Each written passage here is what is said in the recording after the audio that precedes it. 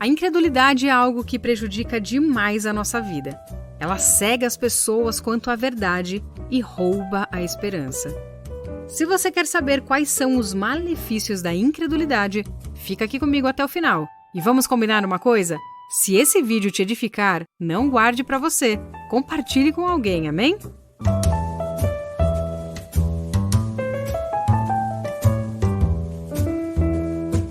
Bom, para começar, vamos entender um pouco sobre o que é a incredulidade. Ser incrédulo não é necessariamente a mesma coisa que ser ateu. De forma extremamente superficial, nós podemos dizer que o ateu é aquele que diretamente não acredita na existência de Deus por falta de evidências. Em uma das definições do dicionário, diz que incredulidade é uma qualidade, estado, atitude ou inclinação de quem tem dificuldade em crer em algo ou não se deixa convencer com facilidade. O incrédulo não implica a negação de Deus. Muitas pessoas acreditam que Deus existe, mas não conseguem crer no agir dele em suas vidas, e isso seguramente traz muitos malefícios. Enquanto a fé abre o caminho para o poder de Deus operar em nossas vidas, a incredulidade fecha e bloqueia todas as portas, impedindo a sua operação.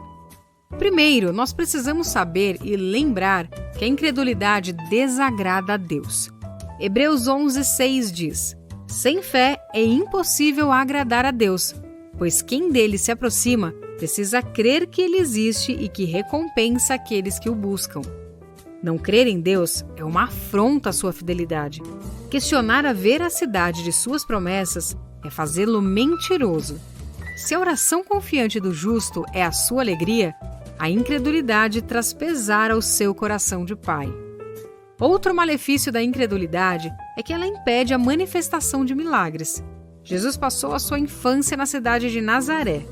O texto afirma que ele não pôde fazer muitos milagres, senão curar poucos enfermos, devido à incredulidade deles. Não que Jesus não quisesse ou não conseguisse, ele tinha autoridade sobre as deficiências físicas e espirituais, mas a incredulidade naquela cidade bloqueava sua manifestação. Quantas vezes Deus quer realizar um milagre na nossa vida, mas a incredulidade barra o seu caminho. Ela ata as mãos de Deus para que não realize o milagre necessário. Além disso, a incredulidade fortalece o agir de Satanás. Mateus registrou um acontecimento triste e desolador. Jesus estava orando no monte e foi transfigurado diante de 3 de seus discípulos. Ao pé do monte estavam os outros, tentando, em vão, expulsar o demônio de um jovem. O pai assistia tudo aflito e desencorajado. Todas as fórmulas fracassaram. A incredulidade tornou os discípulos completamente impotentes diante do ataque do inimigo. Mas quando Jesus desceu do monte, o pai foi correndo ao seu encontro e lamentou que os discípulos não puderam curar o seu filho. E Jesus, com muita facilidade, liberou o menino. Os discípulos perguntaram a Jesus qual a razão do fracasso, e ele respondeu: porque a fé de vocês é pequena. Eu lhes asseguro que se vocês tiverem fé como um grão de mostarda, poderão dizer a este monte: vá daqui para lá, e ele irá. Nada lhe será impossível. A incredulidade faz com que o inimigo prevaleça, mas a fé o derrota, e sempre será assim. A incredulidade também impede a posse da terra prometida, ou seja, das promessas de Deus. Deus tem nos dado as suas preciosas e muito grandes promessas, e cada uma delas tem o sim e o amém do Senhor. Todas as promessas, legalmente, já são nossas em Cristo Jesus, mas precisamos tomar posse de cada uma delas pelo exercício da fé em Deus e na fidelidade de sua palavra. Quando deixamos a incredulidade entrar em nossa vida, as promessas se distanciam de nós. Foi o que aconteceu com Israel diante da terra prometida. A incredulidade nos afasta do Deus vivo.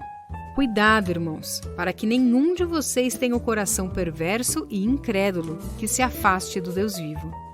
Esta é uma grande advertência, que nós não tenhamos qualquer sombra de incredulidade nas promessas de Deus. Sabe por que a incredulidade nos afasta do Senhor e o entristece? Porque não há conciliação entre fé e incredulidade, nenhuma possibilidade de comunhão. Paulo declarou: não se ponham em julgo desigual com os descrentes, pois o que tem em comum a justiça e a maldade? Ou que comunhão pode ter a luz com as trevas? Andar em fé é andar em luz, em comunhão com Deus. O caminho da incredulidade, porém, é andar em trevas, distanciado de Deus. Não adianta apenas acreditar na existência de Deus, se você não consegue crer no agir dele em sua vida ou se você não consegue crer na sua palavra. Se você não crê, logo não irá obedecer a Deus, e isso com certeza irá te afastar ainda mais da presença do Senhor. Outro malefício da incredulidade é que ele impede a resposta das suas orações. Tiago fala da importância de fazer os nossos pedidos a Deus com fé, não duvidando. A dúvida, que é irmã da incredulidade, gera inconstância.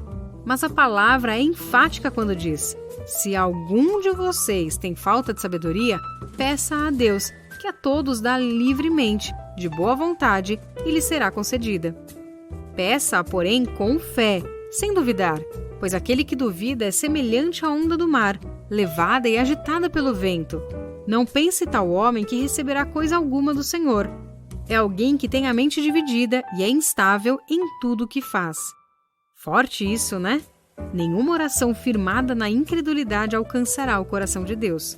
Seus princípios são imutáveis. Se alguém tem falta de alguma coisa, peça a Deus com fé. Deus dá a todos liberalmente. Suas mãos estão estendidas para abençoar o seu povo. Basta que a gente também estenda a nossa mão, com fé, para receber tudo o que necessitamos e que Ele já colocou à nossa disposição.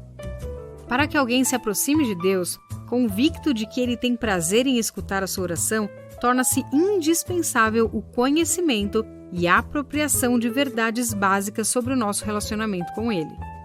Bom, eu falei tudo isso sobre a incredulidade e agora eu posso te dar algumas dicas de como nós podemos vencê-la. Pode parecer muito óbvio, mas muitas pessoas não praticam isso. Mas antes de eu te dar essas 5 dicas, eu vou te dar uma extra. Se você percebe que a sua fé está fraca, que você tem tido pouco tempo com o Senhor, clica aí no primeiro link da descrição desse vídeo. Mas vamos lá, as sugestões que eu tenho para te dar são as seguintes. Primeiro, leia e medite na Bíblia. A palavra de Deus tem o poder para vencer a incredulidade. Segunda, ore. Peça mais fé ao Senhor. Terceira, declare a verdade. Rejeite todo pensamento que pode te causar dúvida e incredulidade. Quarta sugestão, pratique o jejum. Essa disciplina espiritual nos aproxima de Deus e fortalece a nossa fé. E a quinta sugestão é: louve e adore a Deus, dando mais tempo para as coisas do Senhor do que para todo o resto. Muitas vezes nós alimentamos mais a nossa alma do que o espírito. Aí fica difícil, né?